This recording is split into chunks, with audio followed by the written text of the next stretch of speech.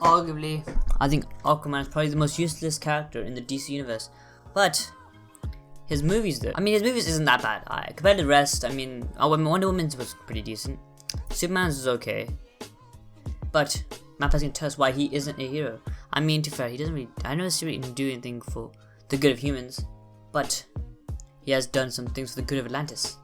But without further ado, let's get into the video. Alright, 3, 2, 1, let's get it. And Arthur Curry become, well, an even cooler guy responsible for saving both land and sea. Atlantis has always had a king. Now it needs something more. A hero. A king fights only for his nation. Yeah.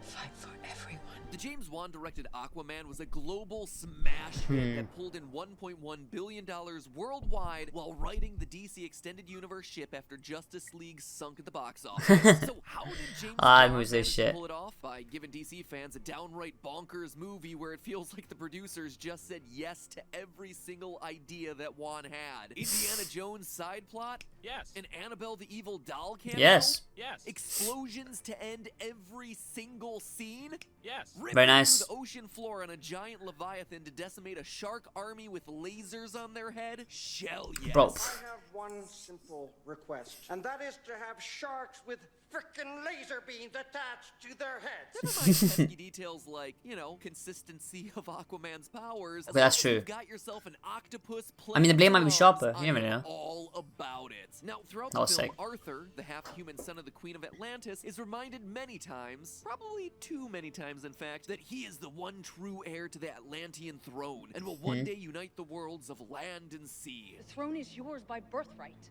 The only way to stop this war and save both worlds is for you to take your rightful place as king. But are you really sure about that one, Mira? Because by the end of the movie, Arthur, the man who will bridge the gap between land and sea, doesn't deliver on any of that stuff. Oh sure, he does take the rightful throne. I give you King Of Atlantis. of Atlantis.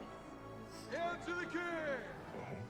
What do I do now? But Arthur is nobody's hero in this movie. If you actually look at his actions throughout the film, Arthur devastates both land and sea with wanton abandon. Please explain. I'm kind of baffled. Wanton abandon. I hate myself. I am so sorry. Yep, I'm about to do this to myself. Brought into the fight under this premise. Your half-brother, King Orm, is about to didn't declare work. war upon the surface world.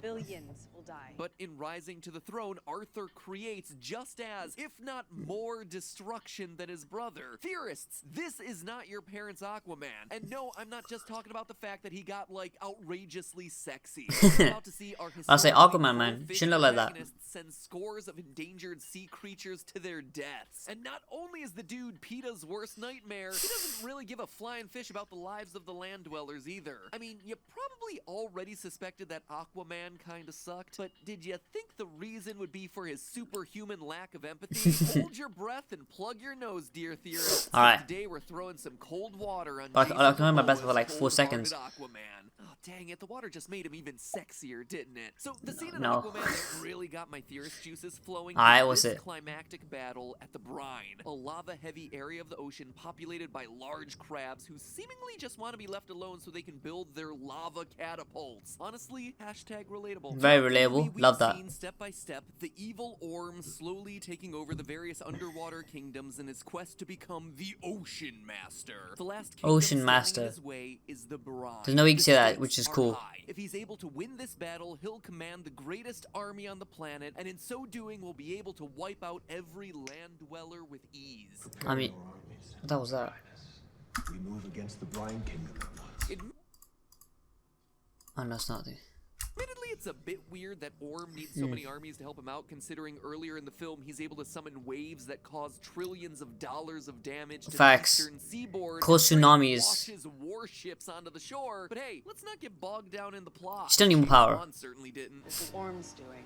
The worst is yet to come. Anyway, just as Orm's about to claim victory by killing the Brine King, a gigantic eruption comes from the ocean floor as the Carathin, the Carathin, an ancient beast measuring 3.2 kilometers, that's 2 miles for us Imperial system 3.2 land kilometers long. dwellers, bursts up and, under the control of Aquaman himself, promptly destroys the ever-living daylight out of everything in sight. I knew it was big, Soldiers not from that both big. armies, sea creatures carrying soldiers on their backs, small ships ships, medium ships, large ships. If it All exists, ships. Aquaman is here to destroy it. No questions asked. And see, this is where Aquaman's behavior starts to get a little squicky. I mean, the first major round of casualties are the crab people of the brine. Remember, Okay. these were the last holdouts against King Orm. You will never have my allegiance! So be it. And yet this primarily ground-based army are the first casualties of Aquaman as the Korethan rips through the ocean floor to launch an attack. In Fair this enough. one dramatic entrance, Aquaman destroys thousands of their troops and a huge chunk It's just of the brine thousands. homeland. They can make more. It just kind of sucks. Now, that alone wouldn't be all that big of a deal. Sure, Aquaman doesn't properly contain his new pet, a beast that would make Godzilla pee in his pants, but you see, that's not all. Aquaman that's true. possesses the Trident of Atlan,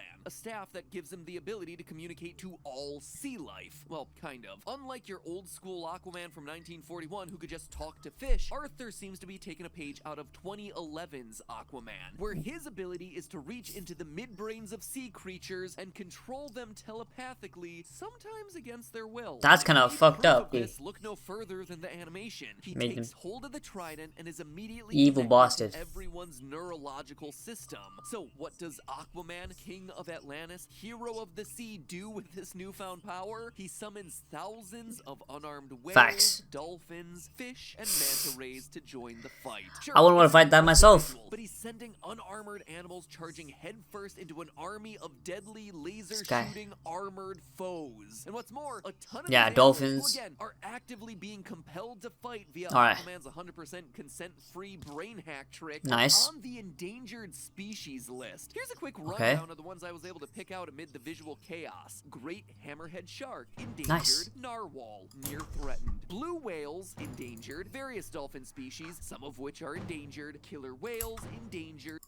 Whales endangered. Wow. Great white sharks. Good Aquaman. vulnerable. You happy I now? know that there's a lot of chaos on screen, but try Facts. watching it frame by frame and you suddenly see that there's even sharks attacking other sharks. Why is Aquaman allowing this? It seems like he never considered his actions, and the end result Yeah. is just the death of endangered animals and animal-on-animal violence. All win, it's worth noting he could have just sent all the animals away and won the battle using the Karathan, who very clearly was just unaffected by any and all attempts to attack it. To rub salt water into the Atlanteans' wounds, Okay. Aquaman even summons thousands of trench monsters who literally tear apart anyone and anything in their path. Notably, warriors who were only forced into the battle after Orm killed their leader. And does Aquaman care? Nope, No. not at all. Clearly, he doesn't care about the lives of Just innocent a few dolphins. animals in the slightest. And if you think I'm exaggerating, during the melee, instead of stopping the carnage, he opts to enjoy a nice long kiss with Mira in a scene that outright starts with her saying this: There are too many casualties. We have to stop the fighting now. "We need to stop the fighting now," or at least after a 25-second makeout sesh and an erect trident gag. And to cap it all off, he hops on a sea dragon and rides it directly into the mouth of Orm's Tylosaur. Once again, makes for a very cool visual, but he takes a beautiful sea creature, innocent, and sacrifices it for no reason. Like, was he hoping that the Tylosaur would I mean- choke on the sea dragon? You know it's not a good look when Orm, a guy who wants to kill every land dweller, cares enough about his sea creature More than him. army to deck him out with armor, while our hero sends armorless endangered whales to collide with enemy Oh, it didn't work. All throughout Let's send another one. Arthur shows absolutely zero concern for the people and creatures of the sea. He Fucking- tears oh, no. through the brine, his allies in the battle. He shows no mercy to the warriors forced to march alongside Orm, and he hacks into the midbrains of endangered sea creatures. And makes them to fight force for no them to reason. fight on his behalf against a Exactly. vicious armored battalion. What a D-bag. You even see the sharks struggling to resist against his control. So, okay, that pretty much covers Aquaman's complete and utter disdain for sea life, but that's not humans. compared to his disdain for the land dwellers. Let's go back to that moment that Aquaman bursts up through the ocean floor riding the Karathan. Now, I understand that he needed to rush into battle, and while his entrance certainly makes waves, it makes waves.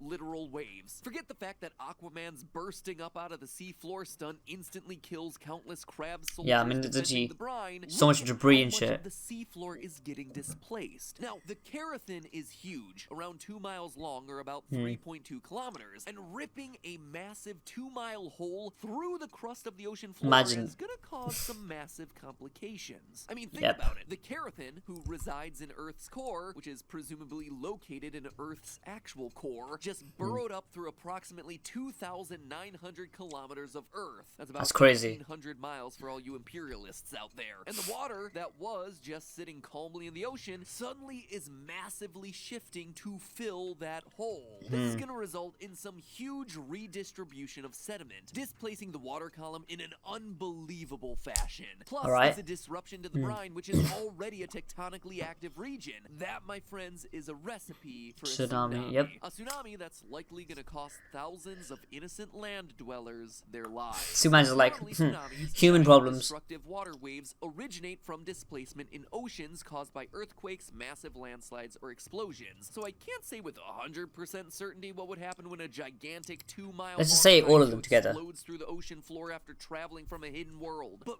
watch just how much of the seafloor is displaced when the Carathin explodes from the Earth. And this isn't just a small shifting of tectonic plates. This is multiple miles of ocean floor exploding. For comparison, consider the Tohoku earthquake from 2011. Back I remember that, remember that. Japan underwent a horrific natural disaster when a massive underground earthquake rocked the ocean. This earthquake measured in at 9.0 on the Richter scale. That's actually really high. Fourth most powerful Yeah, that's really earthquake high. in the world since modern record. I'm pretty sure the highest is like began. 10. But this underwater earthquake, while powerful, wasn't the major threat. It was Tsunami. the ensuing tsunami that it created. The shifting of tectonic plates resulted in a massive amount of water. Bro, it's like the slightest movement and it just makes all that. Tsunami waves that reached heights of about 40.5 meters or 133 feet, killing an 133 estimated feet. 16,000 people as water surged into the cities. For perspective, 16,000. this natural disaster was so big it moved the main island of Japan 2.4 meters east. That's right, the full Island. country moved 8 feet over because of this. That's crazy. Not all. It shifted the entire planet on its axis. Researchers estimate that the planet moved between 10 centimeters and 25 centimeters, which also affected its rotational speed by 1.8 microseconds per day. Okay, it's still a movement. All of this came from a tectonic shift that was about 7 miles long, or 11 kilometers. Certainly a bit longer than the Carathin, but then again, the ground shifted vertically by about 3 feet, or 1 meter because of the earthquake. Yeah. With the Carathin, there were suddenly massive holes blown in the crust of the earth, so definitely a more girthy hole, if not quite as long. The long and short of this is that Aquaman's dramatic arrival on the back A of the D-bag. Carathin would cause unfathomable amounts of water to Look cool in the arrive. movie. Displacement If would you just think about it, it's undoubtedly just send messed up waves as hell. careening towards land on par with undersea earthquakes, clocking in between 7.5 and 9.5 on the Richter scale. The God damn. actual destruction this would cause would depend on where the brine is located in Yeah. the sea, which, because of this movie's insane geographic jumps, is nearly impossible to track. That said, my best guess would be somewhere in the Pacific Ocean near Japan. Why? Well, 75% of the Earth's volcanoes are located in the Pacific's Ring of Fire, and the massive Japanese spider crab, which is the largest crab on Earth, and reminiscent of the brine's crab people, live in the temperate waters near Japan. Okay. But anyway, regardless, That's Aquaman crazy, sucks bro. as the king of the sea. But don't let that obscure the fact that he also sucks as hero of the land. Sure, he quote-unquote He fits nowhere. saved the world from King Orm, but in the process, he sent destructive tsunamis out to the shores of the land and forced endangered animals to throw away their lives while he got to first base with a girl. Countless people Nice. and animals died needlessly as a result of Aquaman's actions, and this so-called Just do it. hero and uniter couldn't care less. He's gonna begin his reign with a whole lot of people united, all right. United Yeah, in their against him. hatred against him. Yep, Trust me, I am no king. clearly. I agree too. But hey, That's just a theory. A film theory. And Finn. Creatures of the ocean. Guys, alright. I mean, honestly, when I watched the movie, I was like, oh, cool effects, cool stuff. They were distracting me. I did not realize how much damage he has caused. He pulled out like a 3.2 kilometer monster out the floor. Like, oh my god.